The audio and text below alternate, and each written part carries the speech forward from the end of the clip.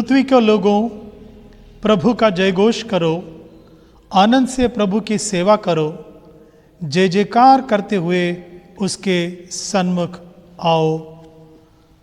प्रभु यीशु मसीह का अनुग्रह, परमेश्वर का प्रेम और पवित्र आत्मा की सहभागिता आप सबके साथ हो।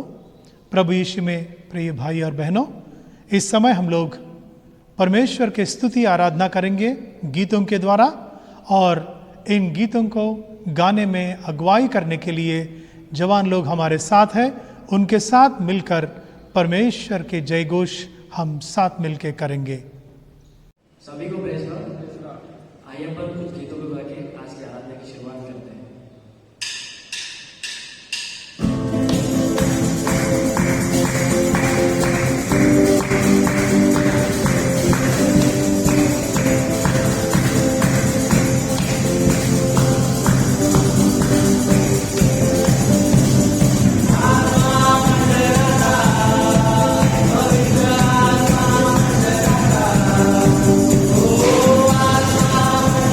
Oh,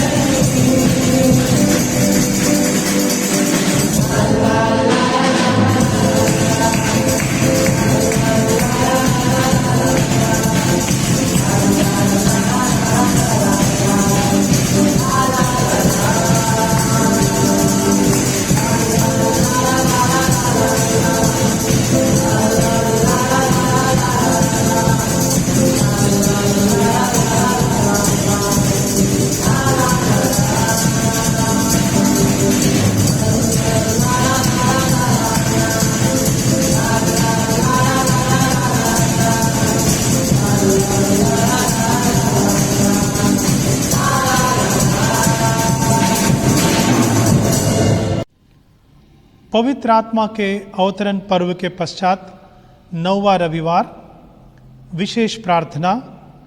हे प्रभु, हम प्रार्थना करते हैं, आप हमें सोचने वाला मन प्रदान कीजिए, जो सोचे और सदा उस काम को करे जो आपकी दृष्टि में उचित है, और हम जो आपके बिना कोई अच्छा काम नहीं कर सकते, आपकी पवित्र इच्छा के अनुरूप जीवन बिताने के लिए समर्थ बनाइए। हमारे प्रभु यीशु मसीह के द्वारा, जो आपके और पवित्र आत्मा के साथ एक परमेश्वर है, अब तथा सदा सर्वदा जीवित और राज्य करते हैं। आमीन। इस समय हम लोग शास्त्र पाठ सुनेंगे। 4 शास्त्र पाठ एक के बाद एक पढ़ाए जाएंगे और पवित्र सुसमाचार के पहले एक विशेष गीत भी होगा। प्रेज द लॉर्ड सभी को।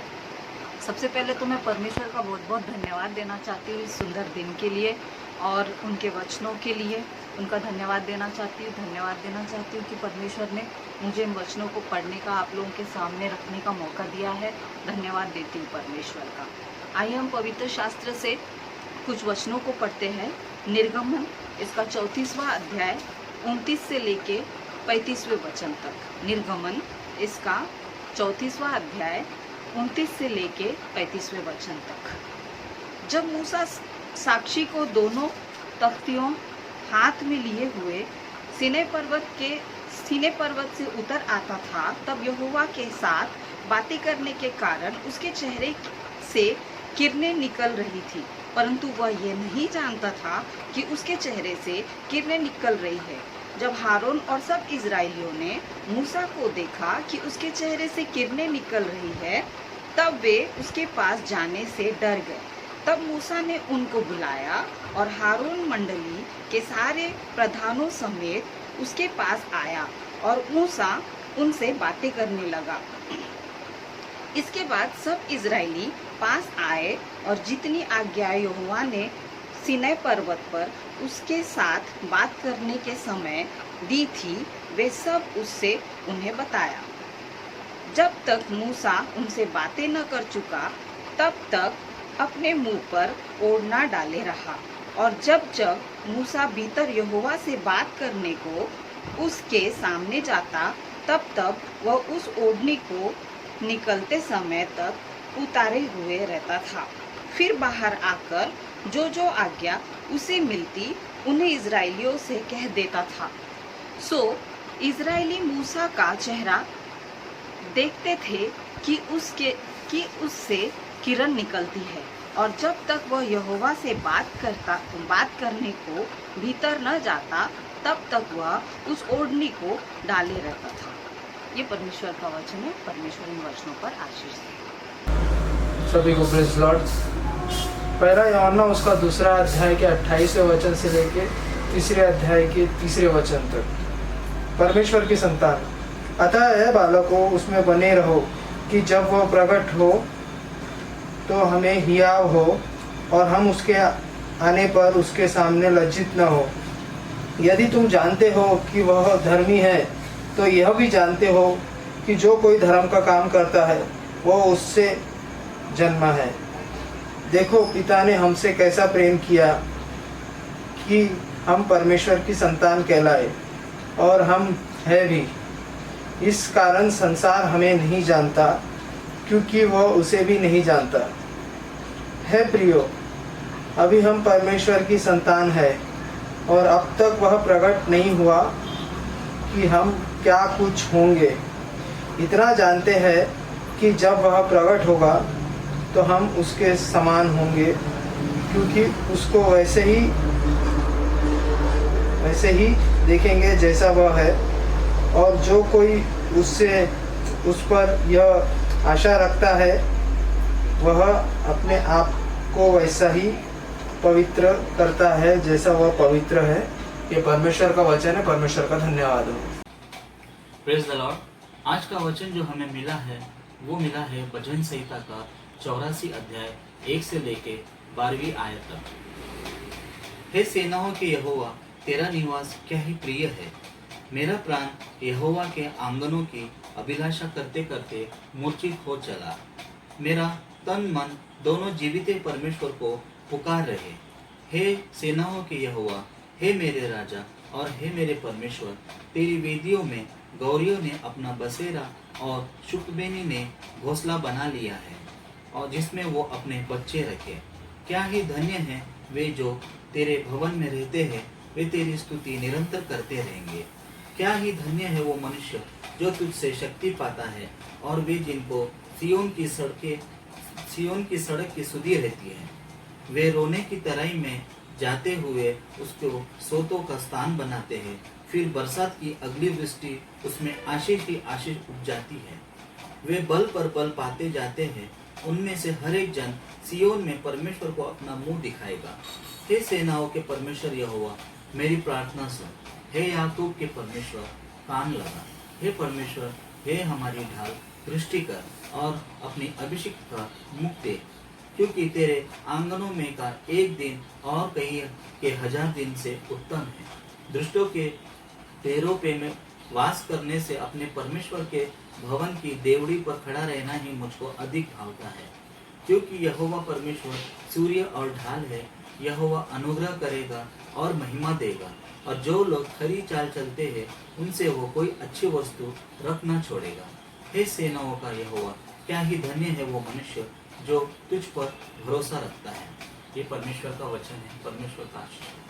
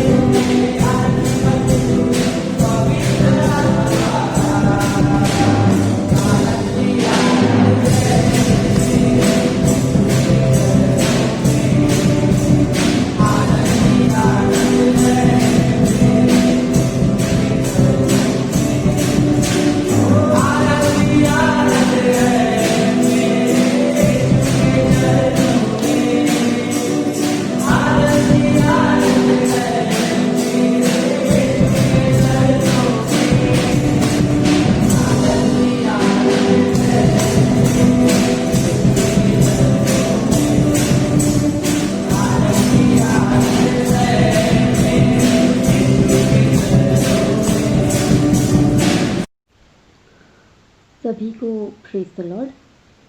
पढ़ते हैं लूका रचित सुसमाचार उसका 9वां अध्याय 28 से 36 तक। Luke chapter 9 verse 28 to 36।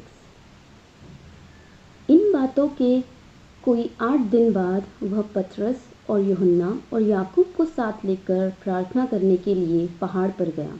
जब वह प्रार्थना कर ही रहा था तो उसके चेहरे का रूप बदल गया और उसका वस्त्र श्वेत होकर चमकने लगा। तब मूसा और एलिया ये 2 पुरुष उसके साथ बातें कर रहे थे। ये महिमा सहित दिखाई दिए और उसके मरने की चर्चा करने लगे जो यरूशलेम में होने वाला था।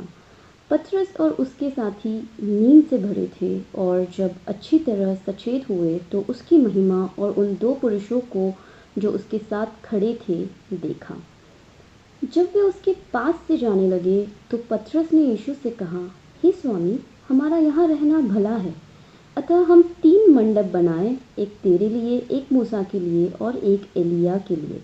वह जानता न था कि क्या कह रहा है। वह ये कह ही रहा था कि एक बादल ने आकर उन्हें छा लिया और जब वे उस बादल से घिरने लगे तो डर गए। और उस बादल में से यह शब्द निकला, यह मेरा पुत्र और मेरा चुना हुआ है, इसकी सुनो। यह शब्द होते ही यीशु अकेला पाया गया और वे चुप रहे और जो कुछ देखा था उसकी कोई बात उन दिनों में किसी से न कही। ये परमेश्वर का वचन है। आइए हम लोग प्रार्थना करते हैं। सर्वशक्तिमान ईश्वर, इस समय हम लोग आपके वचन में से देखने जा रहे हैं। हमें आपकी सहायता दीजिए ताकि आपके वचन को सही तरीके से पढ़ने के लिए और सही तरीके से समझने के लिए और उसको हमारे जीवनों में प्रभु उसी तरह जैसे आप चाहते हैं हम उसको कार्य रूप में लाएं, प्रभु के नाम में, आमीन। 2 दिन पहले हम लोग 6 तारीख को प्रभु यीशु का पुनरुत्थान पर्व को मनाए हैं। इसलिए आज हम लोग इस विषय के ऊपर ही बात करने वाले हैं और जो शास्त्र पाठ हमारे लिए पढ़ाए गए, जो पुराना नियम से और पत्री के पाठ और सुसमाचार के पाठ, इन तीनों जो बाइबल लेसन्स हैं वो रूपांतरण के ऊपर ही हम लोग सुने हैं। प्रभु यीशु का रूपांतरण सुसमाचार प्रचार के लिए एक ताकत है। रूपांतरण ये जो बात है, बाइबल में कई मिस्ट्रीज, गुप्त बातें हैं और इन गुप्त बातों के ऊपर में हम लोग हमेशा बात करते रहते हैं। उन गुप्त बातों में से एक है प्रभु का रूपांतरण। इसका मतलब है कि इस बात को 100% हम लोग समझ नहीं पाते, परंतु जितने बातें हम लोग समझ सकते हैं उसमें से वो हमारे जीवन के लिए बहुत आवश्यक और विशेष बातें हैं, हमारे जो विश्वास है उसको दृढ़ करने के लिए। तीनों जो गॉस्पल्स हैं, जिसको सिनॉप्टिक गॉस्पल्स हम लोग कहते हैं, मत्ती, मार्क और लूका, इन तीनों में भी यह घटना लिखा हुआ है और तीनों भी कुछ कुछ विशेष जो समाचार हमारे लिए देते हैं। इसलिए जब कभी इसे पढ़ते हैं तो तीनों सुसमाचारों को साथ में हम लोग पढ़ें। और रूपांतरण के बारे में जब हम सोचते हैं तो रूपांतरण क्यों और क्या और किस तरह हम इसे समझना है, तो रूपांतरण के पहले जो घटनाएं हुई है उन घटनाओं के तरफ ध्यान देना बहुत आवश्यक है। हम लोग लूका रचित सुसमाचार उसका 9वां अध्याय पढ़ चुके थे, 28वां वचन से आगे पढ़े हैं, परंतु 28 वचन के पहले ऊपर में हम लोग देखते हैं तो कई बात और कई विषय, चर्चाएं प्रभु यीशु और उनके चेलों के बीच में हुआ है। तो सबसे पहली बात मैं आपके साथ मिलकर समझना चाह रहा हूं कि रूपांतरण क्या है। What is the transfiguration? रूपांतरण एक अनोखा और विशेष अनुभव है जिसको प्रभु यीशु ने अपने चेलों को, सभी चेलों को नहीं परंतु 3 चेलों को, पतरस, यूहन्ना और याकूब, इनको उन्होंने दिया है। क्यों तीनों को? क्योंकि इसको हम लोग कहते हैं कि इनर सर्कल। प्रभु यीशु के अनुयायी बहुत सारे थे, हजारों में थे। उनमें से 70 जो थे बहुत करीब, वो जहां पे भी गया वहां जाकर उनके वचन को सुने और उनके साथ मिलकर काम किए हैं। उनमें से 12 चेले जिनको हम प्रेरित कहते हैं, उनको उन्होंने अलग किया और उनको विशेष काम दिया है। उनमें से भी 3 लोग जो पतरस, यूहन्ना और याकूब हमेशा प्रभु यीशु के इर्द गिर्द रहते थे और वो प्रभु चाहा भी उनको इस विशेष बात में प्रवेश करने के लिए, देखने के लिए एक सौभाग्य दे, ताकि जब समय आने पर ये तीनों बाकी चेलों को ये बातें बताएं। ना केवल बाकी चेलों को, पर सारे दुनिया में इन बातों को वह प्रचार करें। और ये जो रूपांतरण है, उसका जो ग्रीक शब्द है मेटामॉर्फो, इसका मतलब होता है कि एक व्यक्ति के रूप बदलना, जो शरीर के रूप बदलना, जिसे साधारण आंख देख सकते हैं। यानी प्रभु यीशु जिस तरह रूपांतरण में उनका रूप बदल गया है, उसे चेलों ने देखा, समझे और उसका वर्णन भी वो लोग ने अपने बातों में किया है। इसका मतलब है कि जो रूपांतरण या ट्रांसफिगरेशन है, वो शरीर में जो बदलाव लाते हैं, उस बदलाव को देख सकते हैं, समझ सकते हैं। यहाँ पर किस तरह प्रभु यीशु का जो रूपांतरण हुआ, हम कुछ बातें देखते हैं। यहाँ पे लिखा हुआ है, जो मत्ती रचित सुसमाचार उसका 17वां अध्याय 2 वचन, उसके चेहरे का रूप बदल गया और उसका मुंह सूर्य के समान चमका। ये मत्ती रचित सुसमाचार में लिखा हुआ है। और उसके वस्त्र ऐसे चमकने लगा और यहां तक उज्जवल हुआ कि पृथ्वी पर कोई धोबी भी वैसा उज्जवल नहीं कर सकता।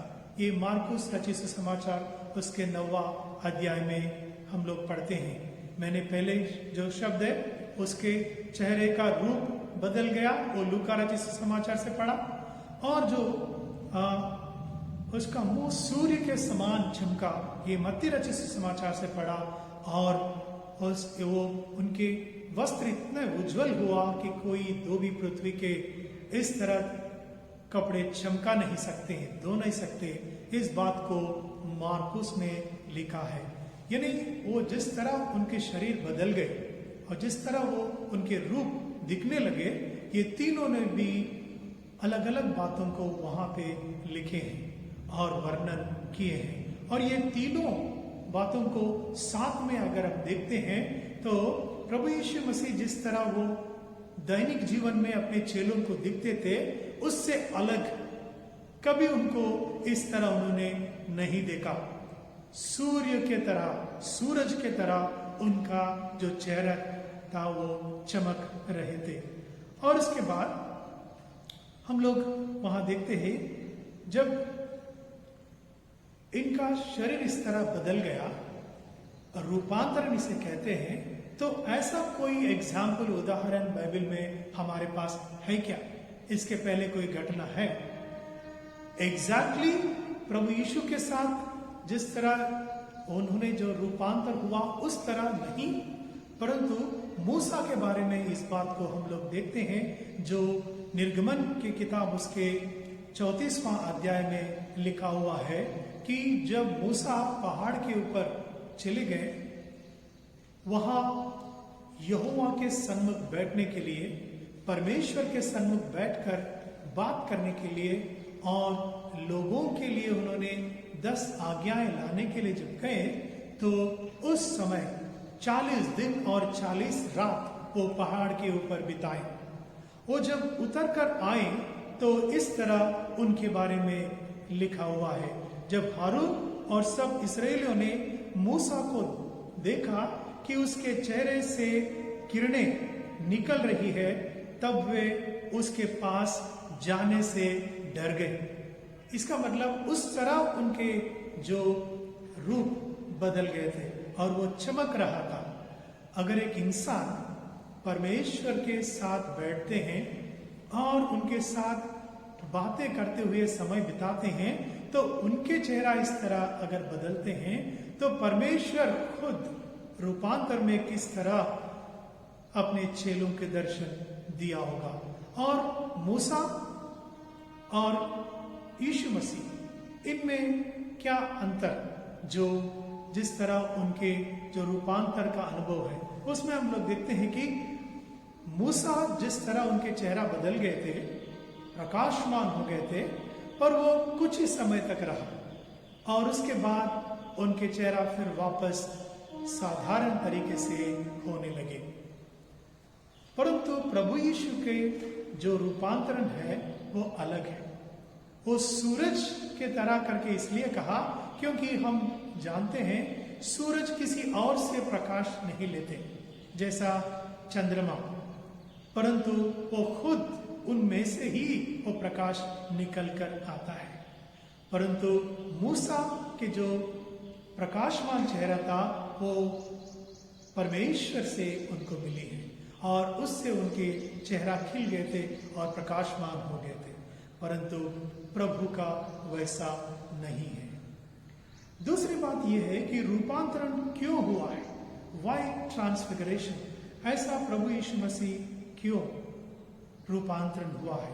जैसा मैंने पहले ही कहा कि इस घटना के पहले हम लोग जो बातें देखते हैं उसमें से कई बातें यहाँ पे हमें इस बात को समझने के लिए, क्यों रूपांतरण, इसको समझने के लिए सहायता करेगी। सबसे पहली बात यह है, जो चेलों के मन विचलित हुआ था, कुछ बातें प्रभु यीशु के पास से सुनकर उस विचलित मन को और उनके डर को दूर करने के लिए और इन बातों को सही तरीके से समझने के लिए यह घटना हुआ है और इन तीनों चेलों को ले जाकर उन्होंने इस बात को बताया है। क्या बातें थे जो हुआ है? प्रभु यीशु पहली बार अपने मृत्यु के बारे में चेलों के साथ कह रहे थे, जो लूका रचित समाचार उसका 9वां अध्याय 22वां वचन में पढ़ते हैं, मनुष्य के पुत्र के लिए अवश्य है, अपने चेलों से बता रहा हो कि यह अवश्य है कि बहुत दुख उठाए और पुरानियों और प्रधान याजक और शास्त्री उसे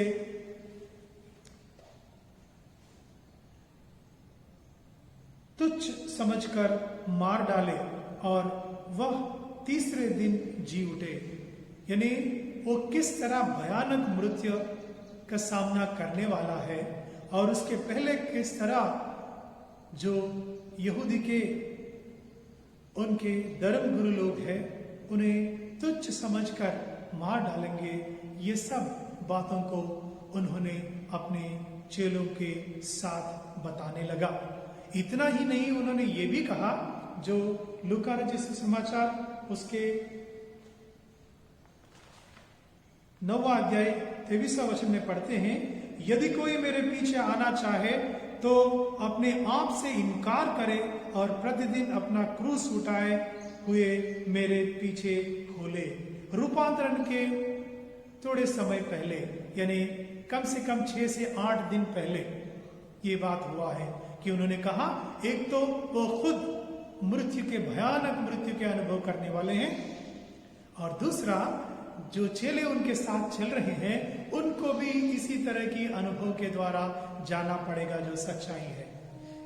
इन बातों को सुनकर चेले, उनके मन विचलित हो गए और दुख से भर गए और इनको दूर करने के लिए और सच्चाई को समझाने के लिए शायद प्रभु ने रूपांतरण का अनुभव के द्वारा जाना पड़ा और अपने चेलों को वहां पर ले गए हैं। और हम लोग लूका रचित समाचार उसके 9वां अध्याय 30 और 31 में ये पढ़ते हैं, और देखो मूसा और एलिया ये दो उसके साथ बातें कर रहे थे, ये महिमा सहित दिखाई दिए हैं और उसके मरने की चर्चा कर रहे थे। ये जो रूपांतरण के समय में क्या हुआ है, वहां पे हम लोग देखते हैं किस बात की चर्चा कर रहे थे।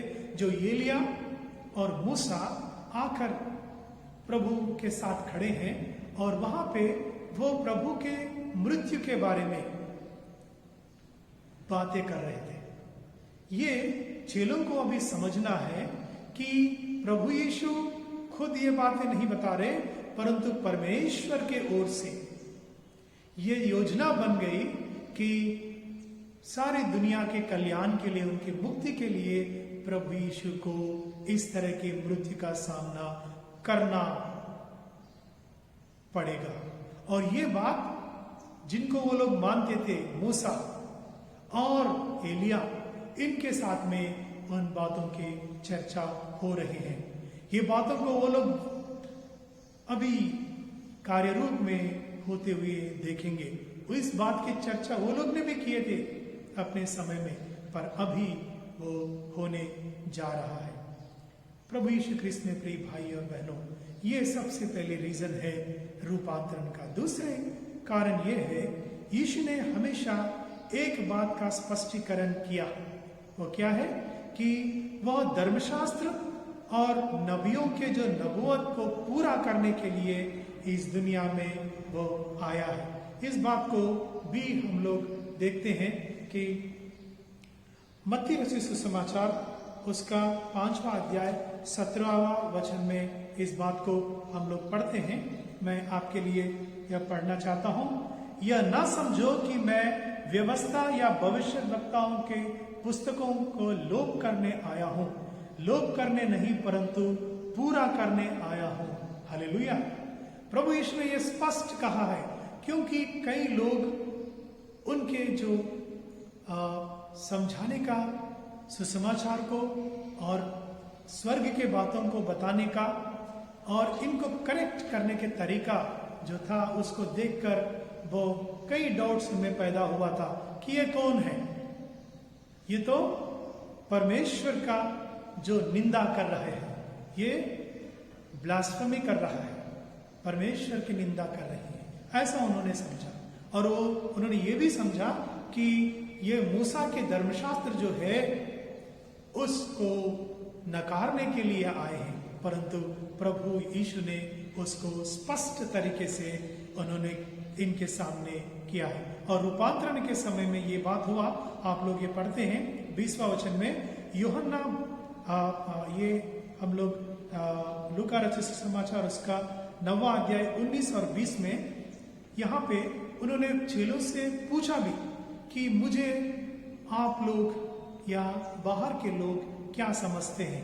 तो चेलों ने कहा, यूहन्ना बपतिस्मा देने वाले, कोई एलिया और कोई यह कि पुराने भविष्यवक्ताओं में से कोई जी उठा है, ऐसे लोग आपके बारे में बात कर रहे हैं, ऐसा चेलों ने कहा। परंतु प्रभु यीशु ने कहा, आप क्या समझते हैं। ये सबसे इंपॉर्टेंट बात है। तो पतरस ने उनसे कहा, परमेश्वर का मसीह, परमेश्वर का मसीह है, योर क्राइस्ट द लॉर्ड, ऐसा करके उन्होंने कन्फेस किया है। ये सबसे बड़ा जो विषय है, उन्होंने परमेश्वर के ओर से ही इस बात को उन्होंने कहा है। और प्रभु ने उनसे कहा कि इस बात को इतनी जल्दी आप लोग बाकी लोगों से कहने की जरूरत नहीं है, क्योंकि समय आएगा इस बात के लिए। और यहाँ पर जब ये रूपांतरण के समय चेले उनको देख रहे हैं, तो वहां पे मूसा जो धर्मशास्त्र के प्रतिनिधित्व करते हैं और एलिया जो नबियों के और नबूवत के जो प्रतिनिधित्व करते हैं, ये दोनों भी वहां पे शामिल थे और प्रभु यीशु उनके साथ में बातें कर रहे हैं। तो ये इनको ठीक तरीके समझना जरूरी है। तीसरी बात यह है कि यीशु के ईश्वरता का खुलासा रूपांतरण में हुआ है।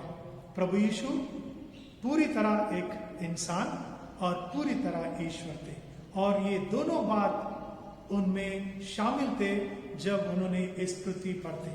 और कई बातों के द्वारा हम लोग इस बात को, उनकी ईश्वरता के बारे में समझते हैं जब कभी उन्होंने चमत्कार किया तो लोगों ने चर्चा किया कि ये कौन है, एक इंसान इतने बड़ी बातें और इतने चमत्कार कार्य नहीं कर सकते। परंतु सबसे इंपॉर्टेंट बात यह है कि पतरस, जिन्होंने इन तीनों चेलों में से जिन्होंने इस रूपांतर में उन्होंने शामिल थे, वह बाद में इन बातों को पतरस की जो पत्री है उसमें लिखा है। उसके दूसरे पत्री पहला अध्याय में हम लोग पढ़ते हैं कि क्योंकि जब हमने तुम्हें अपने प्रभु यीशु मसीह के सामर्थ्य का और आगमन का समाचार दिया था, तो वह चतुराई से गढ़ी हुई कहानियों का अनुकरण नहीं, वरन हमने आप ही उसके प्रताप को देखा था।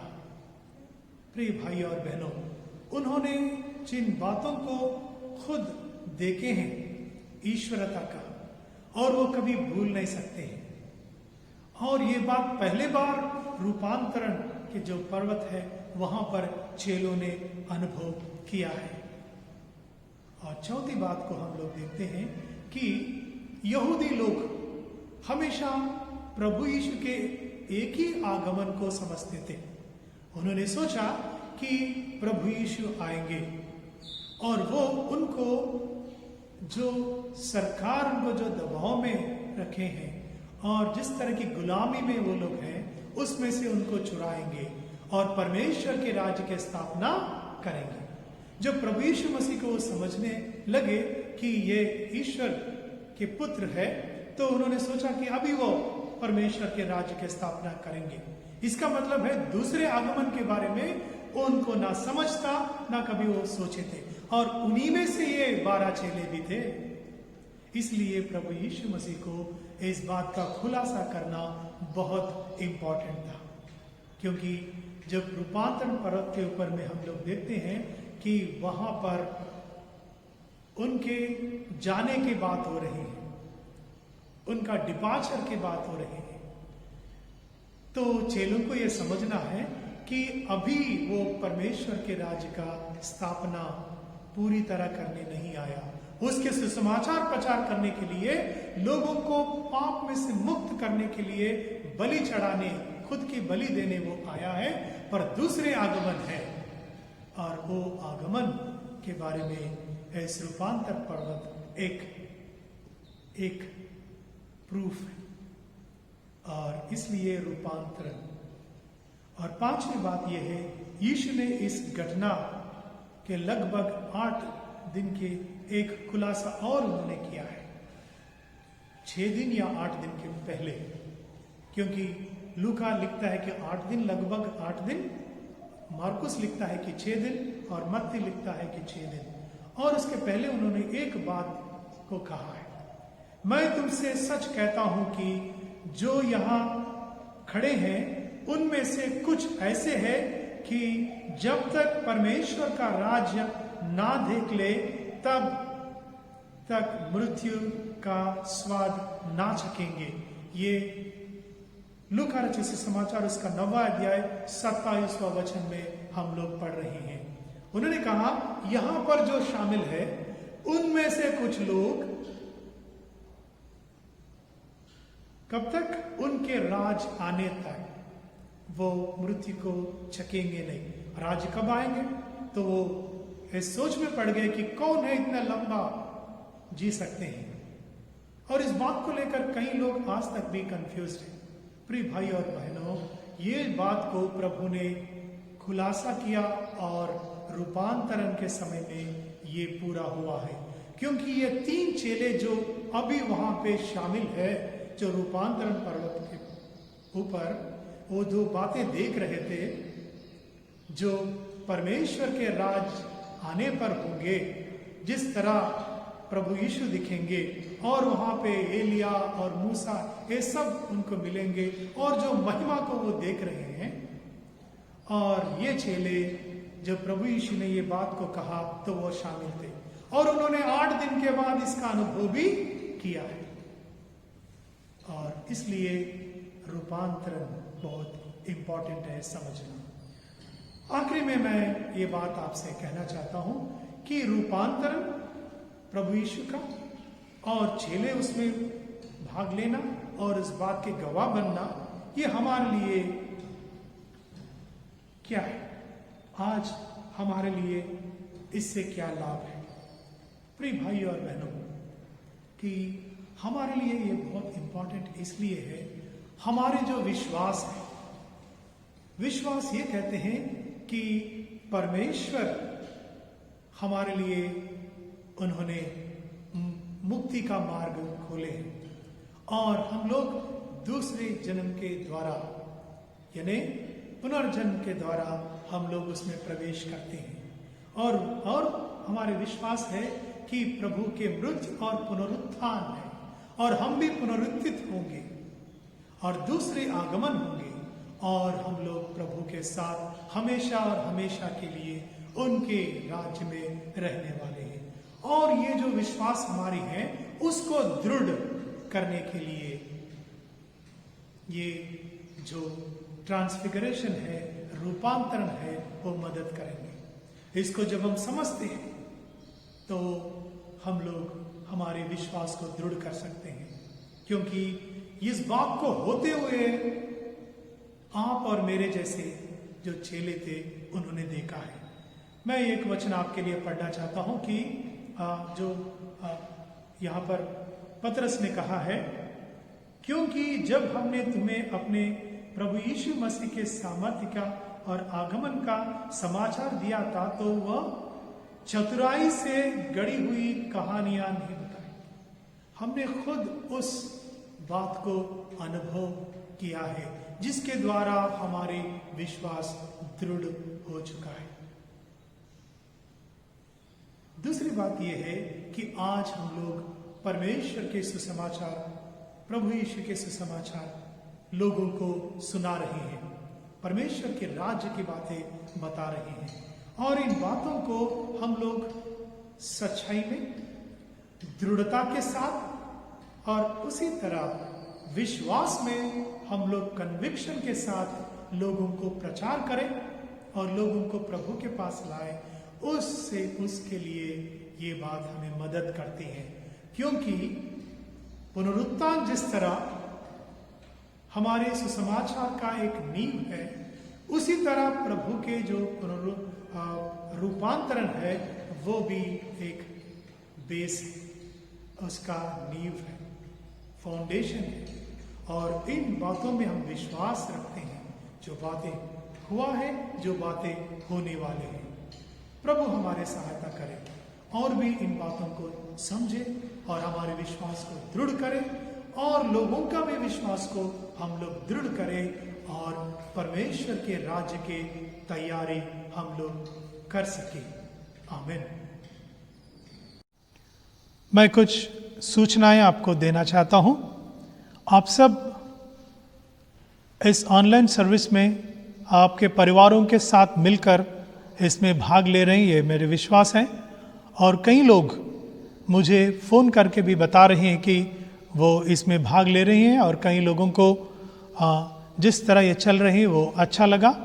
और कुछ लोग साउंड के बारे में, साउंड कम है इस बात का सूचना हमें दी है, तो इसलिए हम लोग ने कुछ इस हफ्ते में कुछ विशेष अरेंजमेंट्स किए हैं। तो आप ये संडे किस तरह आवाज़ ठीक से आए कि नहीं आप बता सकते हैं, फीडबैक दे सकते हैं, ताकि हमें पता चले कि ये सही चल रहा है कि नहीं।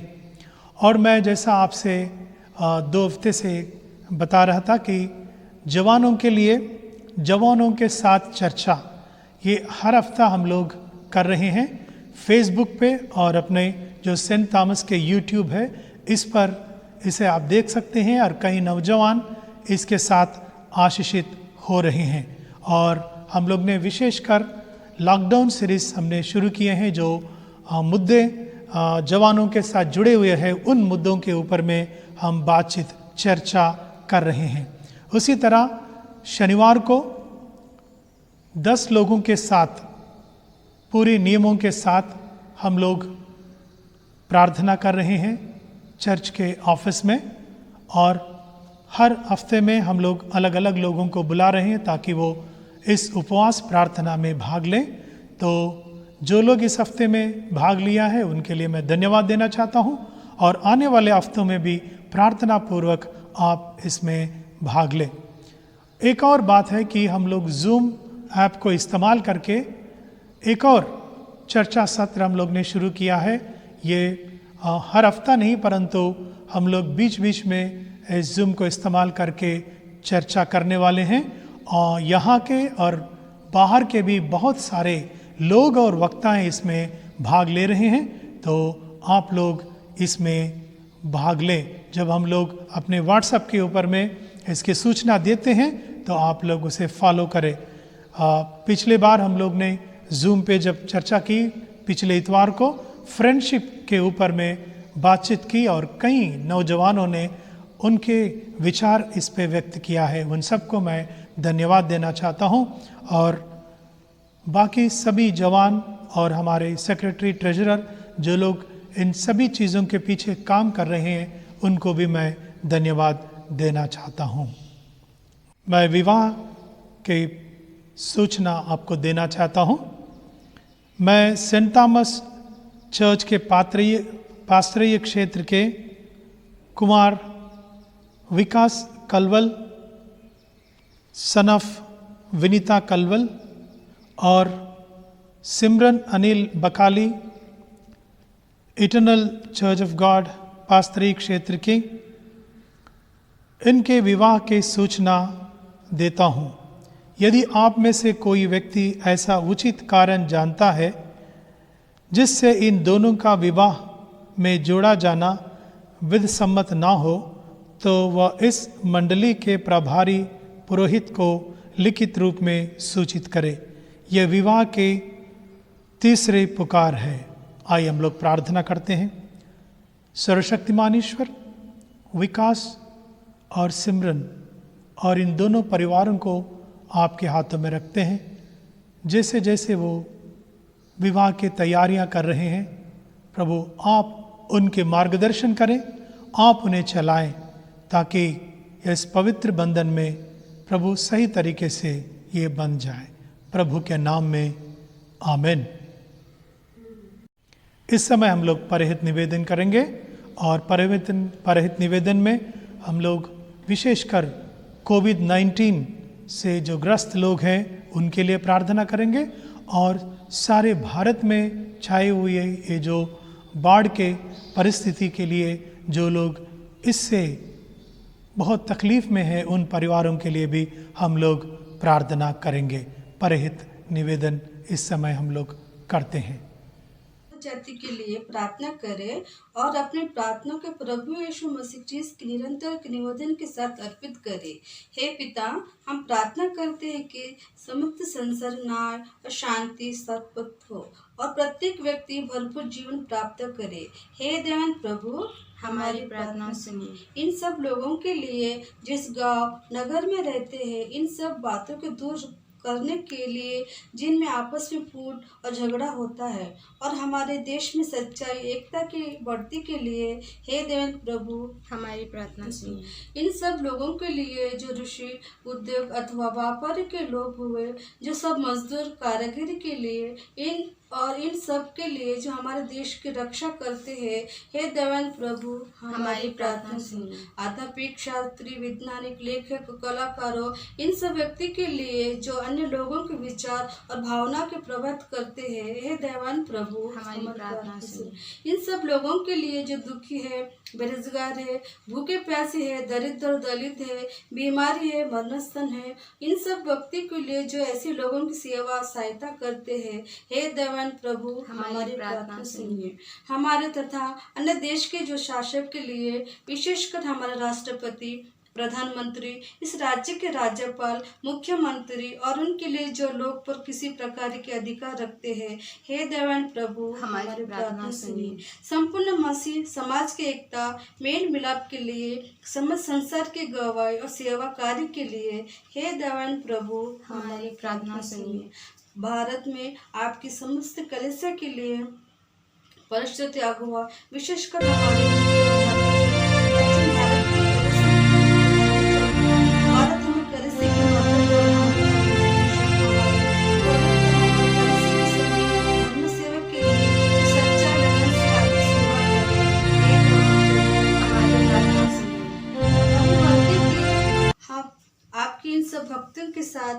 जिन्होंने अपने जीवन सच्चाई से आपकी सेवा की है, हम भी आपके राज्य के शाश्वत आनंद से सहभागी हो सके।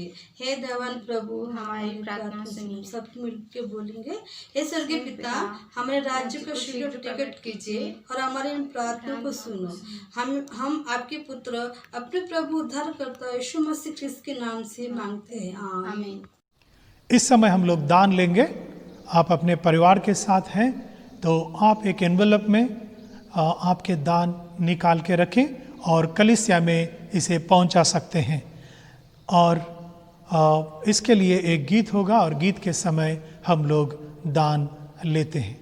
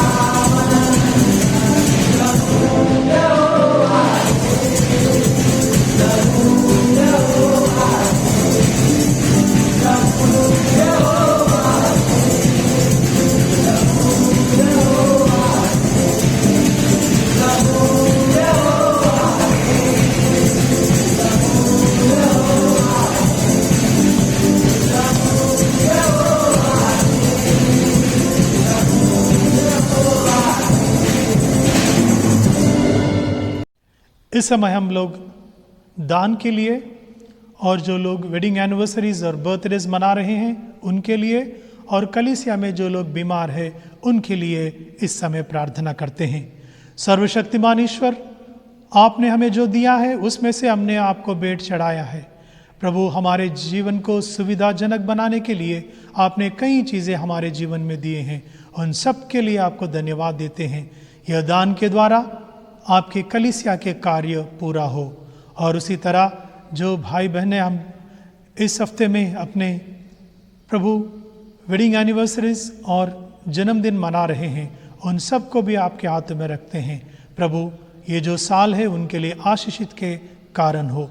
उसी तरह जो लोग बीमार हैं हमारे कलीसिया में, उन सबको और उनके परिवारों को भी याद करते हैं, प्रभु के नाम में, आमीन।